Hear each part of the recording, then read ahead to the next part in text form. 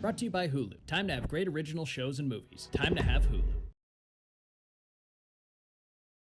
Hey, what's up, party people? Happy Monday. Today on SJU, I believe we're breaking like the eighth wall here because we are talking about trailers that people talk about, and we're talking about the way people talk about them. That's our show today. I can't wait. There's no one I'd rather talking about things than with Danielle Radford and Eric Goldman. How you guys doing? How's your weekend? Doing great. Doing well, ready to talk about trailers that we talk about talking about. And then you yourselves, the viewer, can be talking about us talking about them as we talk about them. And we will talk back to you as you talk about them in a section at the end where we call it talking to you. Spider-Man No Way Home. That was the news story that sparked all this. The Spider-Man No Way Home trailer broke Avengers Endgame view record. And as you can tell from that, reaction videos, dissection videos, tweets, trailer culture is at an all-time high. We're at peak trailer right now, people. The only way is down. But we wanted to just pause and like take maybe a holistic view of where we are now and try to separate ourselves as these super hardcore nerds who go frame by frame through these things from the Joe Schmo on the subway watching it over somebody's shoulder, and just like what do we think about trailers these days? Are they? I think the first big question that comes up with everyone and trailers is: do they spoil too much? Are we sucking all the joy out of them? Can we just shut up? I say no. but what do you think? As far as spoiling, do trailers show us too much these days, or does it not matter at all? I give you the floor, Danielle. My job is having things spoiled for me. So like I have to admit that like I am not I rate things on the my mom scale. She is a genre fan.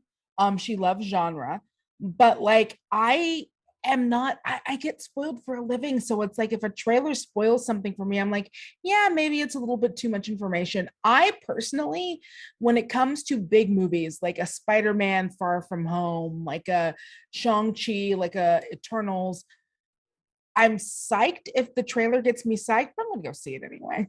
Sure. And I will just say that we just showed a little piece of Godzilla versus Kong where it totally spoiled that Kong has a thing that he hits the lizard with.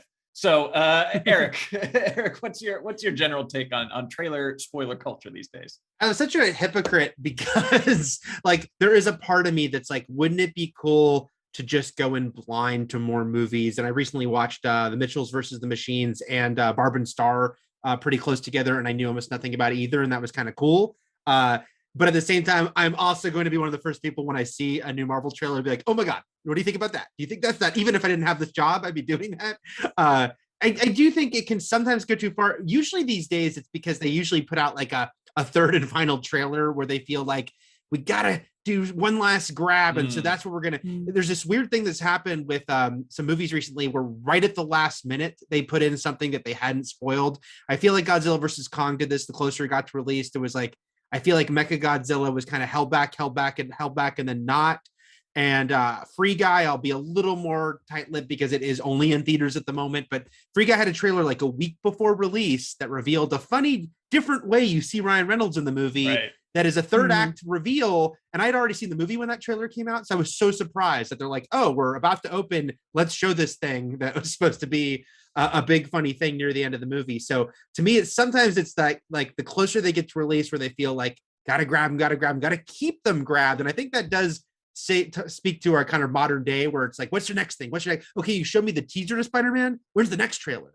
That sometimes they feel like they have to go one step too far maybe in showing us the cool stuff. Yeah. Well, here's the thing is there's clearly an appetite for it. Because like you said, they released like 17 different versions, the TV trailers, the international trailers, the red band, the teaser, etc. And there's a million, let's call them parasitic barnacle type YouTube channels that just suck onto the side of these big whales and then, eat the flotsam and jetsam that doesn't make it into its mouth. Not us, though. Present We're company very excluded. No, we're completely different. But I will say that no matter what maybe not you individually, but whatever we say about spoiler culture it works. These things are focus grouped to within an inch of their life. And I don't think that makes for good art. But as far as good marketing and good commercials, they show these trailers to a bunch of people, a bunch of different cuts, and they say, how likely are you to go see the movie after this? And it turns out, and I sent a study to that's quoted in an EW article that I'm looking at. I'll try to find the actual study. Maybe we could put it in the description. But the ones that show you what happens in the movie, that give you the plot, like almost start to finish, are the ones that are the most effective in getting people to go out, which is sad and annoying, but also makes sense, especially if you're a casual fan, especially if you catch a trailer and your only takeaway from it is, oh, that looked cool. Not like, oh, how did Doctor Strange get the Eye of Agamotto back? I need like, I think that subconsciously seeing a movie start to finish where you're like, okay, that looks like a good movie overall, I will spend $20 on that. That's who they're for, and that's who it works on. And we're going to see the movie no matter what, right? For sure. I was going to say one funny thing for me that I've noticed recently is that so here in LA, there's the Theater of the New Beverly, which is a revival theater Tarantino owns, and they show old movies.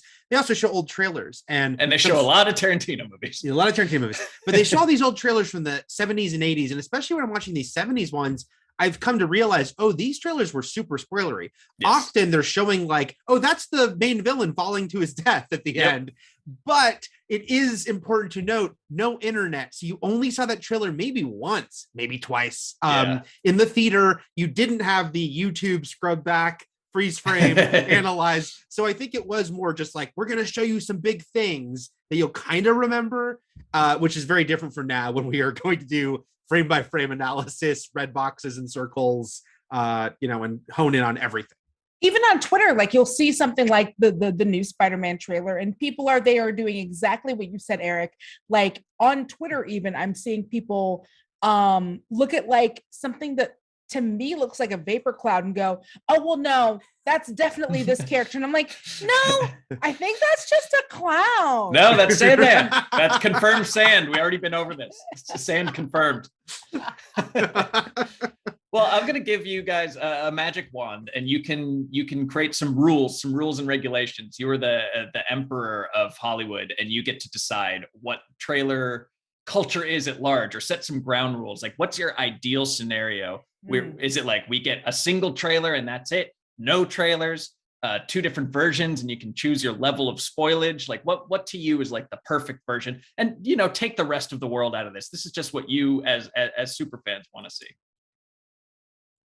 I mean, I guess I'd say for me, 2 trailers at the max, and nothing from the third act would be my if I could magically change things. I mean, I would just be like, yeah, you have to have from the first half, preferably. Maybe you go into the first 2 acts, but leave the third act. There's been a couple movies lately where I was like, that's the final shot of the movie in the trailer. Amazing Spider-Man 2, and he's fighting Rhino. That's the end. Is a more recent one, but I'm just gonna say it. It's a bad movie. Snake Eyes did that too, where I was like, I could tell before I saw the movie. I'm like, that's the final shot of the movie. They even showed the post-credit scene in one of the trailers. I think because they were getting kind of desperate. So nothing from the third act. That would be my decree. No third act. That's a good one. Wow, that's really good. For me, I agree. 2 trailers. I think that one of them should be a teaser. And you know how they now play the trailer in front of the trailer? That should be the teaser. Oh, okay. Like the 5 images. seconds, 2 seconds. Yeah, just like flash. No fakies. Stop adding things in the trailer that are not going to be in the movie that aren't going to be in the movie, and you're trying to fake us out. I don't like the fakies. They're not my favorite. And to go even further from Eric's decree that you shouldn't do anything from the first or from the last act, I don't think you should do anything beyond the first act. Okay. Like, just give me enough to set up the movie. Give me some action. It all has it. And then F off.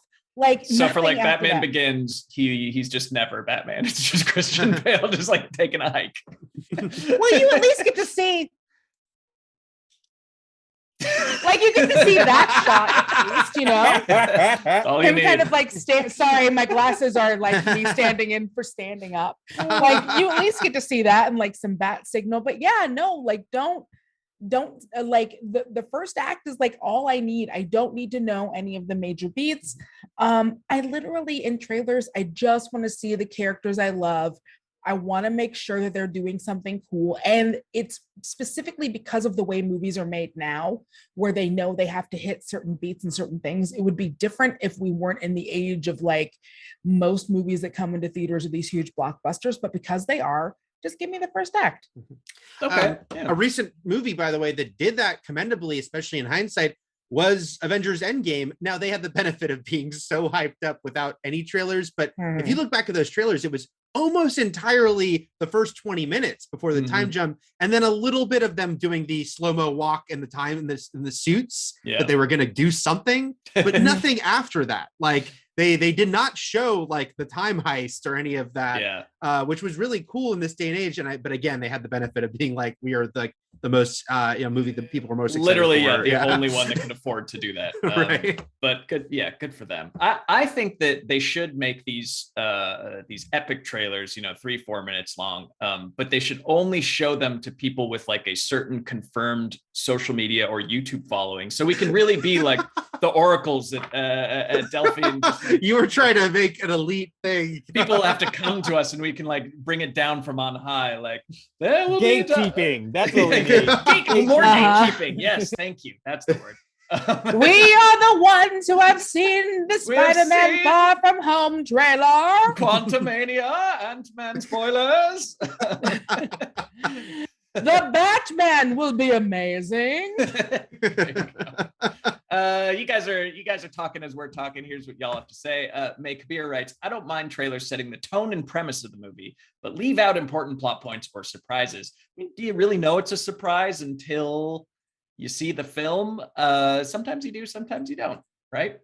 Yeah, I mean, it's all presentational, because there are definitely times where it's like, oh, that lands totally different, or that's not what I thought it meant in the trailer, versus like, oh, you just showed me something cool from near the end of the movie. Yeah. Ryan Kramer, I like this. Yeah, he says, to answer your question, yes, all studios share way too much with very few exceptions. Mother comes to mind. No one knew what that movie was really about. I, too, did not know what that movie was about after seeing Mother. So that one's tough to spoil. Anyways, Adam Hulbert writes, teaser for tone and trailer for characters. Yeah, I like that. I like that split. I think you guys are onto something with the 2 trailer max. And AJB, thank you for being honest. I watch YouTube videos about the plot before I watch movies. Got to see if it's worth it. And I don't know if I agree with that, but I know people. I think you're out there. I do think a lot more people, especially just from, I think if you're my age or younger, and we grew up like in high school just reading Wikipedia plots because that was already like a thing, and you couldn't go see movies. It's not as easy for people to go see the movie. You have to be selective about what movie to see. So my theory is that just in general on the internet, a lot more people do that, and I'm just glad this person's admitting it, because I think sometimes people can be a little bit coy about spoilers when a lot of people I don't think care as much as some of the vocal people who really, really care about spoilers. Of course. But I will only caution to say that movies are more than their plots, their plot points. And you can make any movie sound great or terrible, depending on how you describe what happens. Oh, yeah. Like, the plot of Mad Max Fury Road is stupid, but it's an incredible film. It's just like they go drive to get this thing, then they drive and turn around and drive the other way.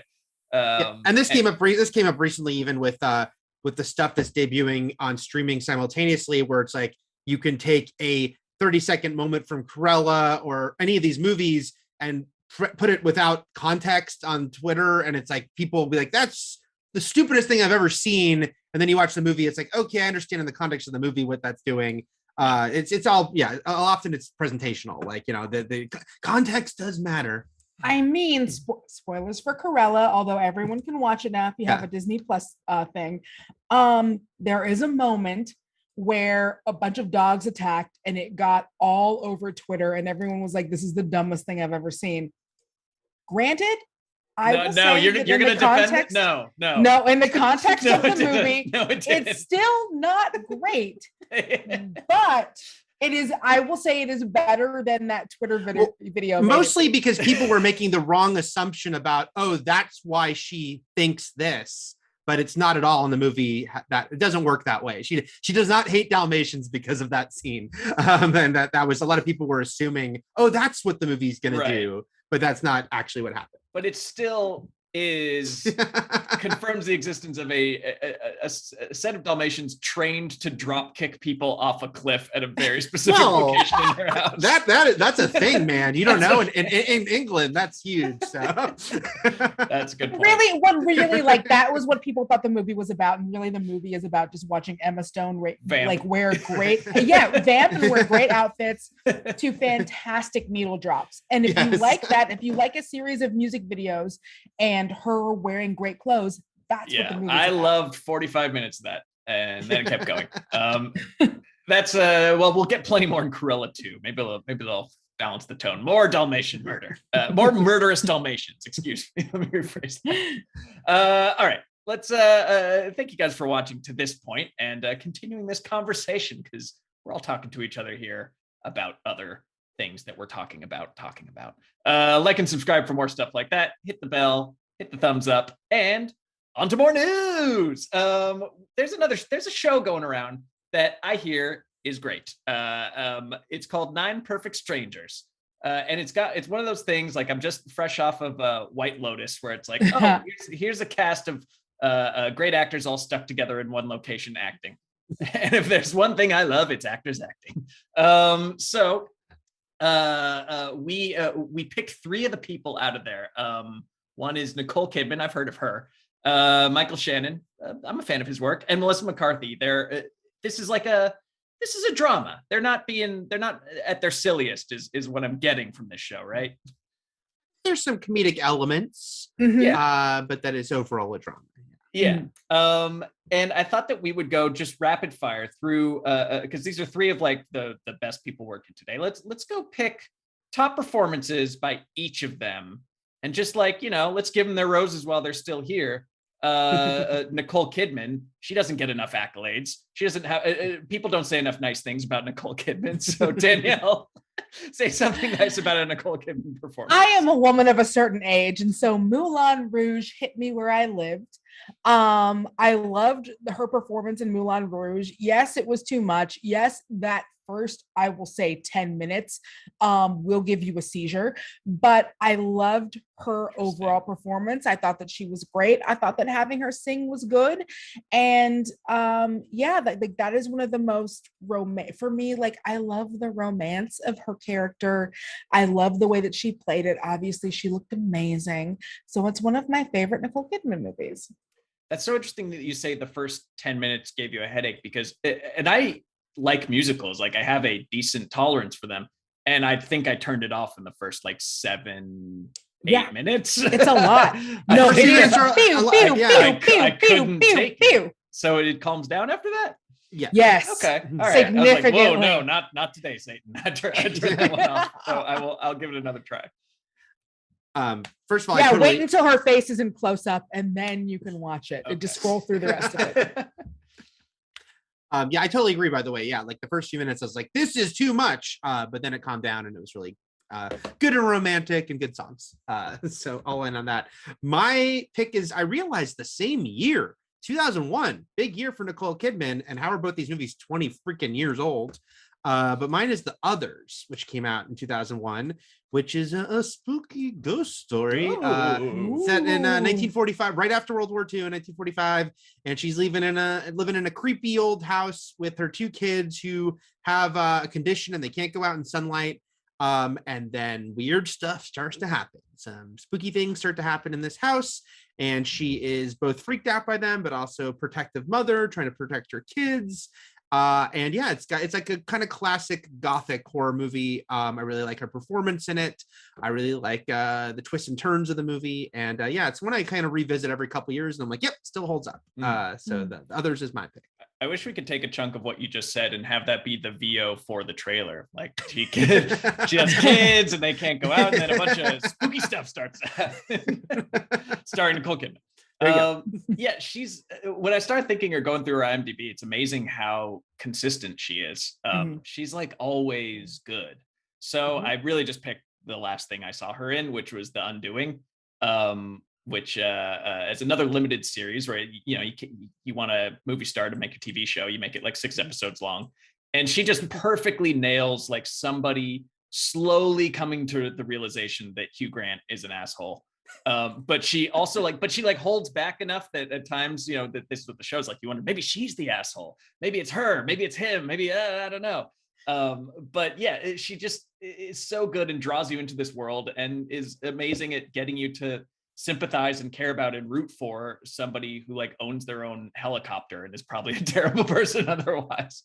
That is like her thing, like being Yeah. someone where it's like, is she the asshole? Like, we don't know. Yeah. She's really good at making us sympathize with people who are like, you have way too much money. Yeah. I still need to see The Undoing, but I really want to, A, because I've heard it's good, and B, because it's the showdown of the Paddington villains. So Yes. yeah, we need to check that out. Finally, I won't tell you who wins. For the bear. She's just super consistent. What do you think about that wig work, Danielle? I'm sorry, the wig work in Nine Perfect Strangers is so effing distracting. I can't do it. The wig work in The Undoing is actually really like it's okay. Oh, I'm watching Nine Perfect Strangers. I think it's a great show, but every time she's on screen, I'm like, what is happening with your hairline? Big reveal coming. Top tier wig work, or at least interesting wig work.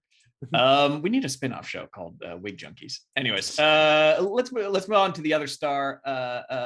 Let's go Michael Shannon. What's your favorite Michael Shannon performance? I should probably specify who. I will say Eric. Yeah, so I'll say it's because he's done so many great sort of like big crazy villain roles, which he's amazing at. But I'll go with one a little different from the Runaways, not the Marvel superheroes, but the movie about the teen band from the 70s that came out about 10 years ago, or 2010, I think. I want to caveat this because the person he's playing is a real person who is a monster trash person. And after this movie was made, turned out to be way worse. We knew he was bad, but it turns out did way more despicable things that came out after this. But in this movie, he plays the guy who founded the Runaways and was this very sort of controlling, opportunistic, sleazy producer.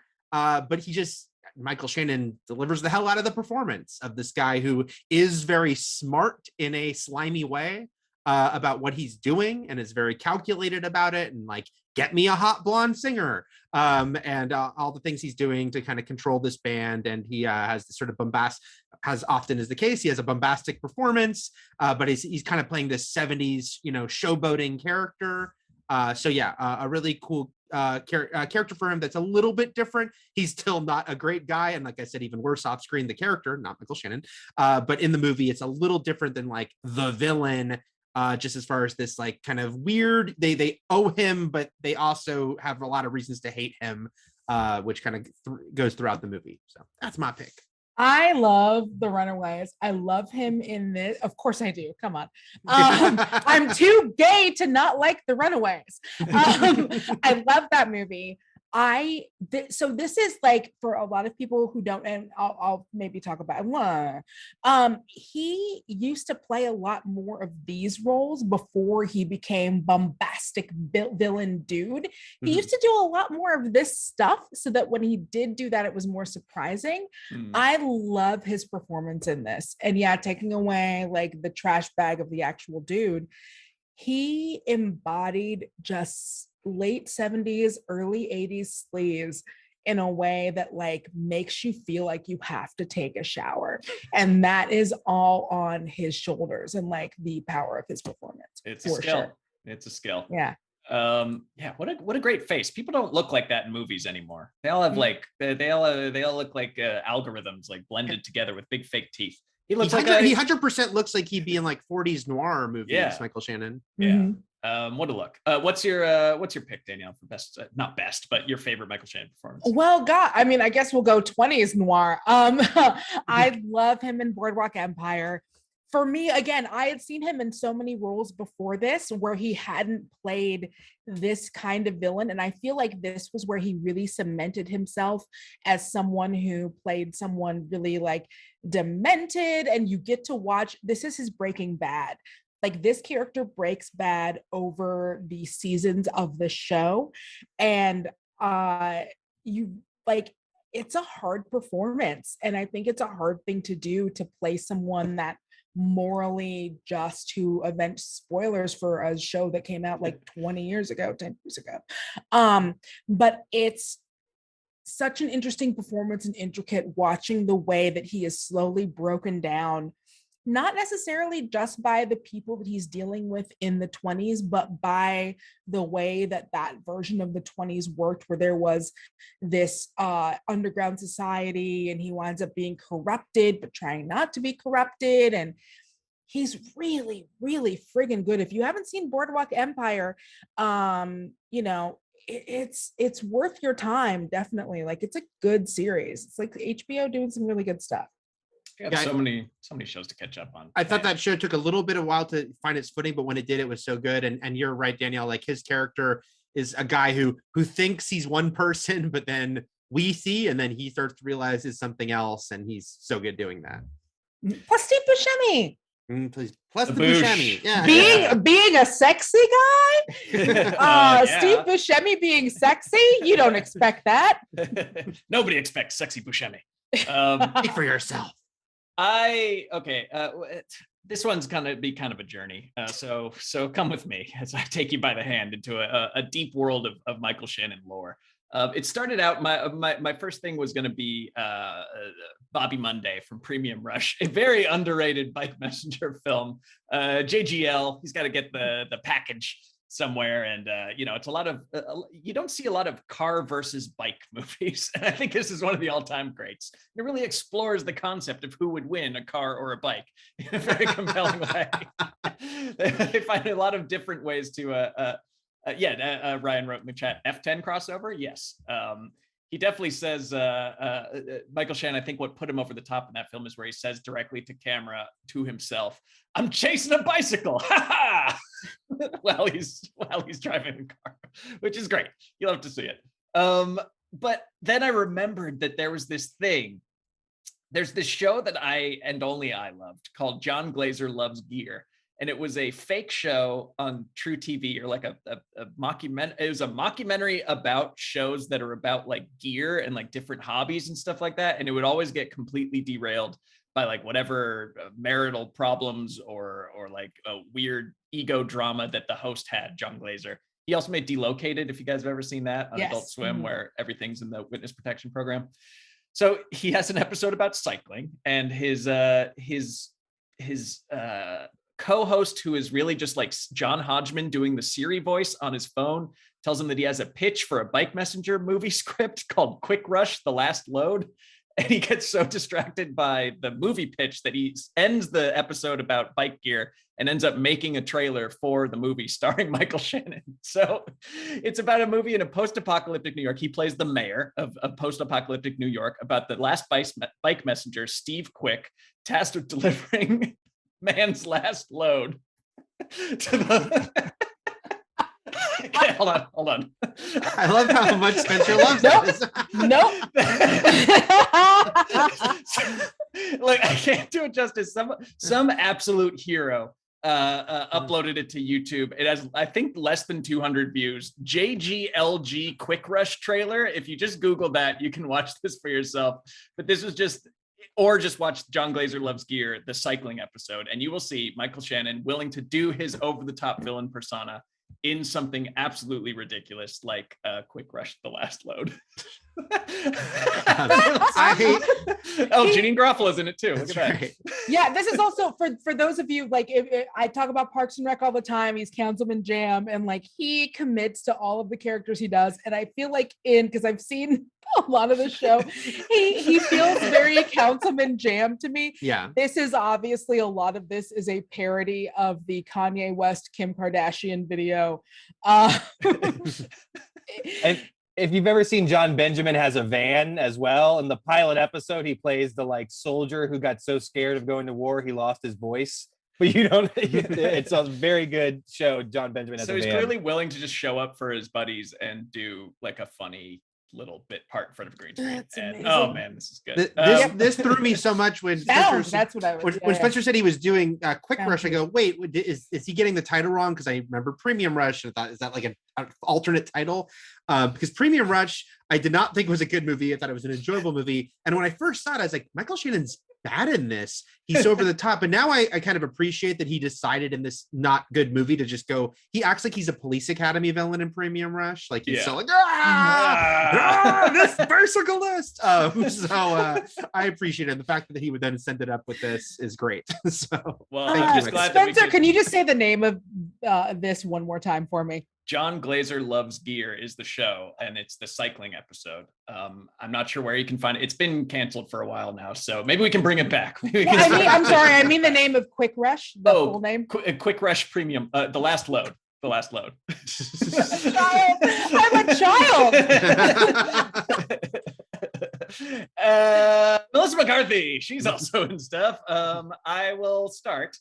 She's in This Is 40. One of the more inconsistent Apatow films, maybe also a little overlong, but the promise and the peril of getting a bunch of funny people together to just riff for a while. Sometimes it's not very good, but sometimes it is. And I think that Melissa McCarthy just shows up in this one scene where they're all called into the principal's office because the couple has berated her child and like completely traumatized him because he was bullying their kid, and they call him like an ugly Tom Petty, or like they just go off on this little kid, and it's very cruel. But then they don't snitch. Essentially, they like shut it down when they're called into the principal's office, and it sends Melissa McCarthy into this incredible tailspin. And I don't know, I'm probably going to get completely demonetized if I say the things that she says, but some of the things like, you look like a bullshit, I'll just say it, you look like a bullshit bank commercial couple. I'd like to rear up and jackknife my legs and kick you in the effing jaw with my foot bone. And then foot bone is unreasonably funny. Foot bone's great. She says, she keeps saying quit slow blinking at me, which I thought was hilarious. And then she ends it, I'm gonna light you all on fire, and I'll start with you, Jill, who's the principal of the school. It's like one of the best, like, you know, she has her set of moves, and one of them is like just threatening people. And man, this is just this is the cherry on top of, if you like Melissa McCarthy threatening to hurt people, this scene alone puts her in the all-time pantheon for me. But you guys picked actual full performances, so Danielle, what do you have?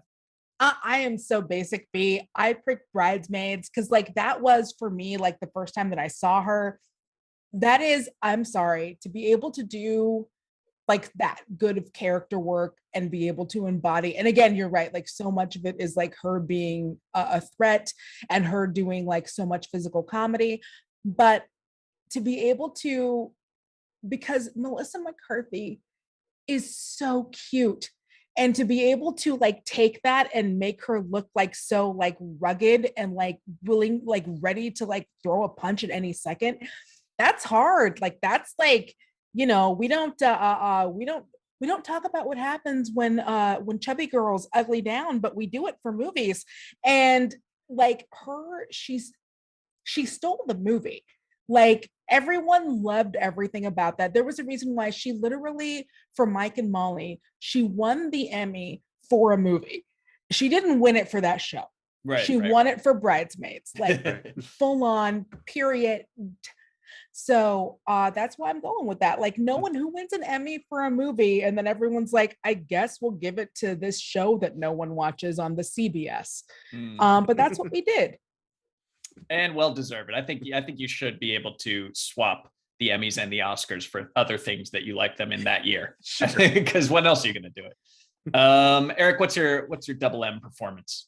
So honorable mention, by the way, I almost went with a single scene like you did, Spencer, which was 1999's Go, the first thing I ever saw her in, where she has a really funny scene where Jay Moore and Scott Wolf knock on a door looking for someone else, and she answers it. First thing I ever saw her in. So when she became a star, I'm like, that's that funny girl from Go.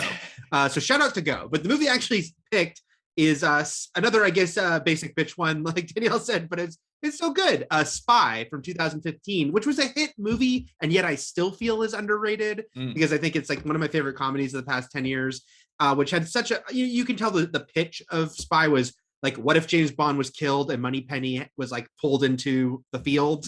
But it's really fun. And Melissa McCarthy playing this, you know, the girl behind the computer, the girl at the desk who gets put out in the world and interacts with a cast, which I think was kind of firing on all cylinders with Rose Byrne and Jason Statham, and everyone's kind of bringing their A game and being funny as hell. And she is the comedic center of it.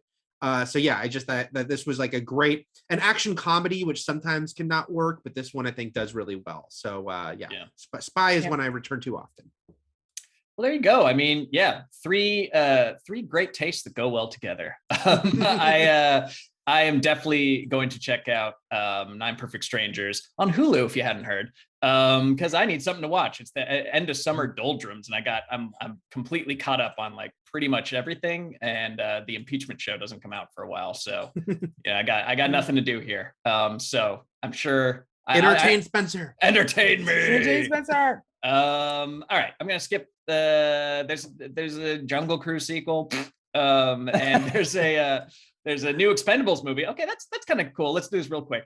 They're bringing back the Expendables once again, not the Suicide Squad, the Expendables, and we have some confirmed appearances: Statham, Lundgren, Randy Couture, Stallone. They'll be back. I don't remember who they play, just like barely fictionalized versions of themselves. But now joining them, 50 Cent, Megan Fox, and Tony Jaa. Production to begin October. Hell yeah? Yeah? Yes? Why you not? already know I'm gonna watch this movie, Spencer. I don't know why you're asking. Okay, it great. looks terrible. Of course I'm gonna watch it. Yeah. None of the Expendables movies are that good, and yet I see them all. Yes. And I'll see this one. As long as it's not PG-13, just come on. It'll live up to the movies that you're shamelessly ripping off. And use real squibs. Use real squibs, damn it. All right. I want to move quickly through that so we can get to some of the good fan questions that we've got going on here. Jim 1 asks, should the Mission Impossible series show their big Tom Cruise stunts in the trailer, given that they're the major selling point, or save them for the actual film? I think they did a good job like teasing that, where like you sell like, oh, he's gonna take off on that plane, he's trapped on the side of the plane, but they didn't show you much after that, right? I think they can split the difference. I mean, they show you a pretty good amount, but what I think is cool in those movies is, well, first of all, of course, the selling point ends up being, oh my God, he really did this. But also most of those big set pieces that are in the trailers are not the climax of the movie. So they're still not giving away the ending, because it's like happening in the first act, going by my rules. So I'm okay with it. I give Mission Impossible an out there on showing this insane stunt, early on. Yeah. I want him to stop doing stunts, but if he's not going to, then get the most out of it that you can, because he's doing them themselves with Zeno's blessing. So Zeno's blessing. So if he's going to do it, I think show it in the trailer as much as possible. Yeah, and they'll show what the stunt is, but not show kind of like what the shot is. Like they'll show he's doing a halo jump. They didn't show that it's a oneer, Right, and so right. you do in the context of it, like you'll see he's gonna do that that jump that he broke his ankle on. They showed that shot a lot, right. But you don't get kind of that whole excitement of him running and trying to catch up to Henry Cavill, which was the context of that scene. So I think, like Eric said, they do a good job balancing it. There will definitely be more running. In fact, they should only show the running, not the stunts, just Tom Cruise running in the trailer. So we know exactly how much cardio he had to do. Jared Johnson asks, / informs me, F9 is releasing a director's cut. Hell yeah. Who asked for this? Oh, me. and are you going to watch it? Yes. Great. Moving on. Okay, this is a good one to end on. And then we also do have we have a Shang-Chi junket. Do we have time for that today? We do. Okay, let's do that. But first, Ben Zaiten asks, when they waste away in those old-timey movies a la Moulin Rouge, is it actually tuberculosis? What do they suffer from? Look, I only played Oregon Trail. I assume everything is dysentery. Yeah. I don't know. Consumption. There's a lot of ones that go to. Yeah. Maybe too much laudanum. Usually laudanum. Yeah. The gates of insanity open. And then I think Mitchell and Webb did a sketch where it's like, it's just a cough. And it was like, a guy's like, and then they have the same scene, and then he's still alive. And I'm like, wait, why are you still alive? Like, nobody who has a cough in film is ever still alive. No, I'm just gonna say, if I ever die, I don't care what it's from. I could get hit by a car. I'm definitely gonna cough into a rag and show everyone the blood beforehand. Instant death sentence. Yeah, it's just visual shorthand for you're going to die. That's that. They have the movie death disease is what they have. Anyways, that's enough of us yapping. Eric, why don't you cue up this Shang-Chi junket? Yeah, I spoke to the director of the film, Destin Danielle Creighton, and I spoke to Mengzhi Zhang, who plays Shang-Chi's sister, and we talked about the fight scenes. We talked about how they kind of reinterpret the Mandarin and even what he is in this movie in some interesting ways. So yeah, here's my chat with those folks. All right, we'll see you later. Thanks, everyone. Bye-bye.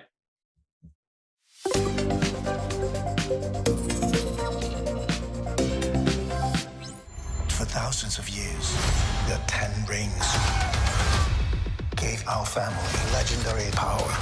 Previously, we had two versions of the Mandarin in Iron Man 3 with Trevor and Killian. We have the comic book version going back decades. There's also the Fu Manchu of it all. So how did you approach sort of essentially rebuilding this character from the ground up with Wenwu while also keeping in mind all those previous iterations? We knew that Wenwu needed an update. We did not want this movie to be contributing to any stereotypes that have been kind of rolling around in cinema. And we wanted to break those stereotypes as much as we could with every character. With Wenwu, it really came down to the simple process of making a multi-dimensional character who has clear motives, who is dealing with his own pain and his own struggles that I think anybody can relate to, and who is making decisions that I don't think most of us would make and doing things that I don't think most of us would do. But I do think that people will be surprised by how much they relate to the reasons why he is doing those things. Son, it's time for you to take your place by my side. I loved Zhao Ling's role in this film and how she's so integral. It's not just the sister, the sibling dynamic is a big part of it. Was that something you knew you wanted to do from the start, or did it kind of develop more as you went along? We always knew that we wanted a brother-sister relationship, and to be able to see that relationship is something that's very important to Shang-Chi. Even after he leaves her, he kind of finds another surrogate sister through Katie. We see some of these looks as dad is telling stories that they know everything, you know. It just takes a look and they know exactly what the other person is thinking. You're like such a badass. Everything that you do is like so cool. Wenwu is a very nuanced villain, but your character has a lot of good reasons to have issues with him. So how conflicted do you think she is? This is her father, but at the same time, he has overlooked her in so many ways and done a lot of bad things. Yes, Xialing is a very complex character. She has the cold and unapproachable exterior, but she also has the sensitive and vulnerable part deep down inside of her. And her childhood was pretty traumatic. But I think in so many ways, she is like her father, Wenwu, because they both love power.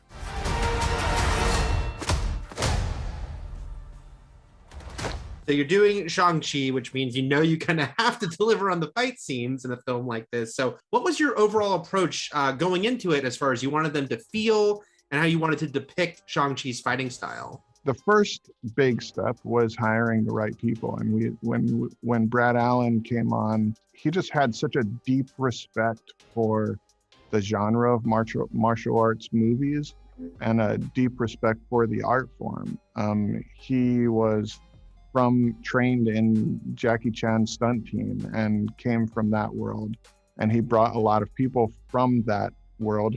He also brought choreographers like Peng Zhang, who came from mainland China, who choreographed scenes that were a little more in the Tai Chi master style, and the Wenwu versus Li fight, which you can describe as beautiful and elegant and emotional. So to be able to see all of these mixed together in our movie was really special. I mean, I didn't have any martial arts background before this film, so they flew me 4 months early to train, and it was a very intense training. You could really hear Simu and I screaming in the stunt stage from a mile away. They really train us hard, and doing those fight scenes are tiring, are hard, but fun.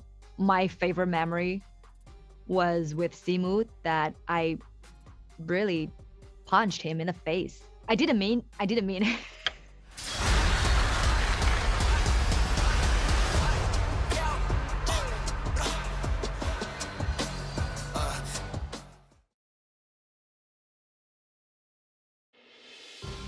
This episode was brought to you by Hulu.